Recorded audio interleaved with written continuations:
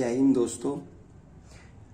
ये क्वेश्चन जो आज हम एक्सप्लेन करेंगे वर्ष से रिलेटेड है और एसएससी एग्जाम में, डिफरेंट एग्जाम में कई बार पूछा गया क्वेश्चन है। प्रीवियस ईयर का क्वेश्चन है और इस क्वेश्चन के दोबारा फिर रिपीट होने की उम्मीद है। क्वेश्चन काफी ट्रिकी है और क्वेश्चन में इस क्वेश्चन को एक्सप्लेन करने से ही आप कई क्वेश्चनों को सोल्व कर सकते हो। इस एक क्वेश्चन में ही कई क्वेश्चनों को सोल्व करने की क्षमता है। देखो कैसे करेंगे।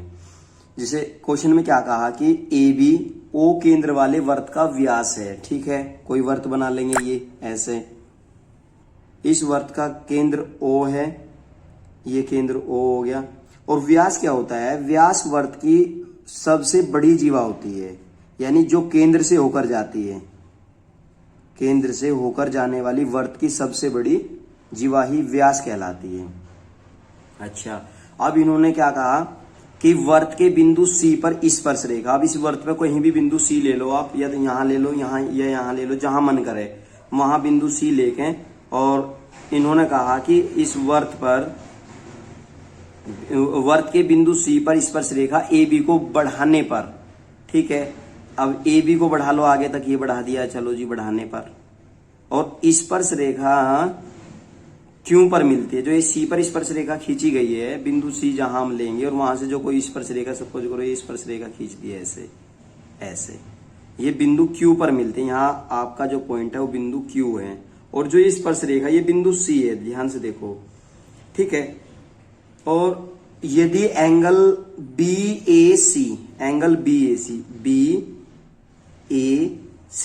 देखो ध्यान से देखो, ये क्वेश्चन आप जितना चित्र में कर पाओगे उतना जल्दी आसान होगा। लिखाई का ज्यादा इनमें काम नहीं होता, इनमें चित्र में ही सोल्व हो जाते हैं क्वेश्चन। देखो एंगल बी ए सी, ये एंगल हो गया, ये वाला एंगल ये, ठीक है। और इसे हम ऐसे त्रिभुज बना लेंगे ये आपके सामने। तो angle Q C Q A की माप ज्ञात करनी, सी क्यू ए, ये एंगल आपको ज्ञात करना। अब देखो इस एंगल को ज्ञात करते समय हमें किन चीजों की जरूरत पड़ेगी और क्या करना पड़ेगा। ये वर्त का केंद्र है, ये स्पर्श बिंदु सी है। यदि हम इस केंद्र से इस बिंदु को मिलावें तो स्पर्श रेखा और ये केंद्र से जो लंब डलेगा ये 90 डिग्री का एंगल होगा यहाँ, ये वाला, ठीक है। अब हमारे पास ये त्रिभुज हो गया COQ, ठीक है, क्योंकि जब हम इसे त्रिभुज बना लेंगे तभी ये एंगल ज्ञात कर पाएंगे। अच्छा, अब दूसरा इसमें करना क्या है, इसमें यदि हमें ये एंगल तो मिल गया, ये 90 डिग्री है ये वाला एंगल, तो ठीक। और यदि ये एंगल मिल जाए किसी भी तरीके से, ये वाला एंगल, तो फिर हम इसका ये कोण निकाल लेंगे। अच्छा, इस कोण को निकालते समय हमें क्या करना पड़ेगा, उसके लिए देखो एक 10th क्लास में पढ़ में है, बहुत आसान है कि अर्धवर्त में बना कोण। जैसे सपोज करो ये यहाँ देखो, थोड़ा सा एक्स्ट्रा वर्क करना पड़ेगा, ये अर्धवर्त है, ठीक है। इस अर्धवर्त में ये एंगल बन गया, ये वाला एंगल, ये जो ये एंगल है ना, ये एंगल 90 डिग्री होता है। और इसी चित्र में यदि हम इस चीज को अप्लाई करें तो ये देखो, जो ये इस प्रकार से ये अर्धवर्त बना हुआ है ये, और जब ये अर्धवर्त बना हुआ है तो ये जो पूरा एंगल है, ये एंगल ये 90 डिग्री है, ये 90 डिग्री है, ठीक है। और ये एंगल हमें 34 डिग्री दिया हुआ है। अब हमारा क्या हुआ भाई, ये एंगल दे दिया और ये एंगल, पूरा एंगल दे दिया। तो हमें जरूरत इसकी है, लेकिन इसके लिए क्या करना पड़ेगा, देखो कितना दिमाग लगाना पड़ रहा है। ये एंगल निकाल सके हम आसानी से, इन दो एंगल की सहायता से ये एंगल ज्ञात कर सकते हैं। कैसे? क्योंकि ये देखो यहाँ एक्स्ट्रा चित्र में देखना पड़ेगा आपको कि जो ये आपके पास ऐसा त्रिभुज है और इस त्रिभुज में ये बहिष कोण है, ये वाला, ये जो ये कोण है ना, देखो जो ये त्रिभुज है, ध्यान से देखो, ये सारा काम चित्र में ही करना है आपको बोर्ड एग्जाम, ये कंपटीशन एग्जाम में। देखो यहाँ ये जो आपका वर्त बना हो, ये है, इस वर्त के अंदर ये त्रिभुज है और इस त्रिभुज का बहिष कोण, ये बहिष कोण है। और जब ये बहिष कोण है तो इसका मान इन दो अंतः कोणों के योग के बराबर है। जो ये दो कोण बच गए ना, देखिए, एक तो ये कोण और एक ये कोण, यानी इसका मान इन दो कोणों के योग के बराबर है। अब इसी चित्र को इसमें पुट करो, जैसे इसमें, यानी यहाँ एक्सप्लेन कर देखेंगे इसको, तो इन दोनों का योग यानी 90 प्लस 34 डिग्री, इन दोनों को यदि जोड़ दें तो ये 124 डिग्री आ जाएगा, और ये 124 डिग्री आ गया इसका मान आ गया जी।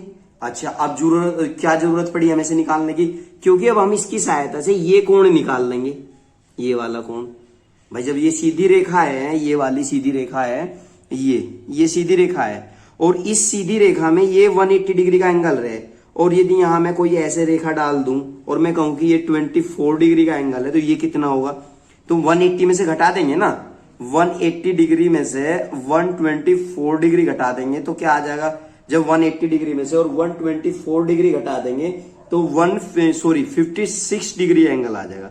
और ये एंगल आया कौन सा, ये वाला एंगल, देखो ध्यान से देखो इस चीज को, ये एंगल आया आपका 56 डिग्री, ये वाला, ठीक है। अब आपके पास ये भी कोण है, ये भी कोण है, तो ये निकाल सकते हो आप, बहुत आसानी से ये कोण निकाल लोगे। और जिस टाइम आप ये कोण निकाल दोगे, हम सारा ड्रामा इतनी मेहनत इस कोण को निकाल के लिए कर रहे थे, क्योंकि ये एंगल हमारे पास है, ये एंगल हमारे पास है, तो ये त्रिभुज का तीनों कोणों का योग लगा के ये निकल जाएगा। तो अब देखो ध्यान से देखो कि जो ये त्रिभुज है, ये वाला त्रिभुज, ये त्रिभुज, ध्यान से चित्र में ध्यान रहे सबका, एक एक पॉइंट पे बहुत अच्छा समझ आ जाएगा यदि आपका ध्यान यहाँ होगा। इसमें हमारे पास दो एंगल हो गए, एक तो 56 डिग्री ये हो गया, और ये 90 नहीं, ये वाला, ये पूरा 90 है यहाँ। तो अब एक बात देखो आप, ये त्रिज्या है ना OB और OC, भाई यदि किसी त्रिभुज में दो भुजा बराबर हो तो उनके सामने के कोण भी तो बराबर होते हैं ना, बराबर भुजाओं के सम्मुख कोण बराबर होते हैं।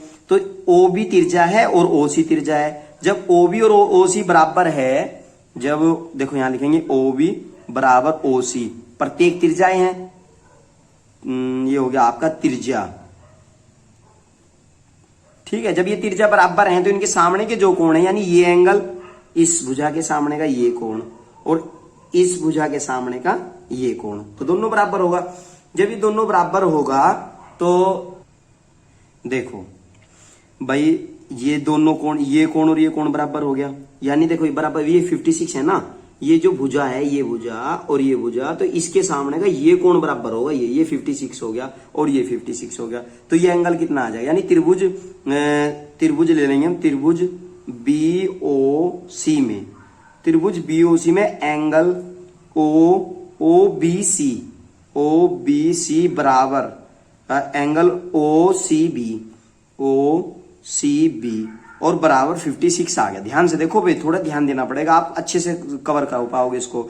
तो अब ये कोण और ये कोण बराबर हो गया, तो 180 में से इन दोनों को जोड़ के 180 में से घटा देंगे ये वाला, जैसे ये वाला घटा देंगे तो ये आ जाएगा आपका 56, और 56 एक जगह जोड़ेंगे तो ये आ गया आपका 112, और जब 112 आ जाएगा और 180 में से घटाएंगे, यानी त्रिभुज के तीनों कोणों का योग, इसी त्रिभुज में त्रिभुज के तीनों angle O plus angle B plus angle C equal to 180 degree, त्रिभुज के तीनों कोणों का योग 180 डिग्री होता है।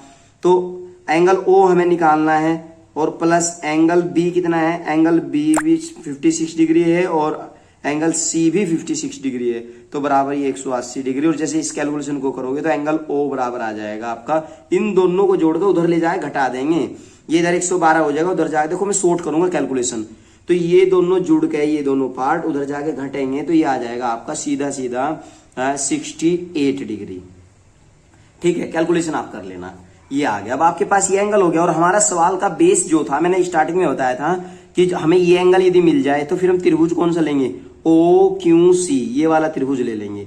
अब हमें क्या करना है कि ये त्रिभुज लेना है, और इस त्रिभुज में ये एंगल हमें मिल गया, ये एंगल हमारे पास है, क्योंकि देखो ये आपकी जो है ये केंद्र से स्पर्शी को मिला रही, और ये स्पर्श रेखा है, यदि केंद्र से स्पर्शी को कोई मिलावे तो 90 डिग्री एंगल बनता है। तो ये जो पूरा कोण है ना, देखो चित्र में ध्यान से देख लो, ये वाला ये पूरा एंगल, ये भी 90 डिग्री का ही है। जो ये 90 डिग्री लिया था मैंने, ये तो था अर्धवर्त में बना कोण, और जो ये 90 डिग्री लिया ये है स्पर्श रेखा और केंद्र से स्पर्श रेखा को मिलाने वाली जो भुजा है, इनके बीच ये परस्पर लंब होती हैं, ठीक है ना। तो ये कोण 90 हो गया, और ये भी हमने 68 निकाल लिया, ये वाला 68, ये देखो ये 68 अभी निकाल लिया, ये 90 हो गया। तो अब लेंगे ध्यान से, ये त्रिभुज